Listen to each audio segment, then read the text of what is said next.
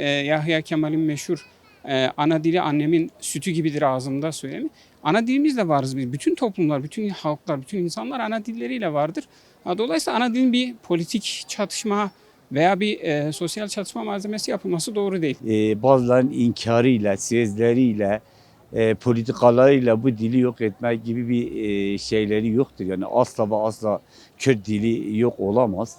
Var oldukça olacak. Kürtlerde dillerine, kültürlerine, benliğine sahip çıkmalıdır bence. İngilizce nasıl bu toplumda herkes tarafından normal karşılanıyorsa Kürtçe dili de aynı şekilde karşılanması gerekir. Yani Kürtçe bizim ana dilimizdir. Yani bizim için bir iradedir, bizim için bir onurdur. 50 milyon insanı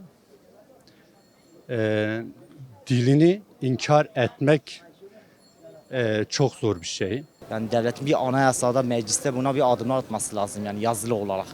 Yazılı olmadığı sürece boştur yani. Siyasi şeylerle işte Kürtçeyi serbest ettik, TRT şişi çıkarttı. Bunlar yeterli değiller.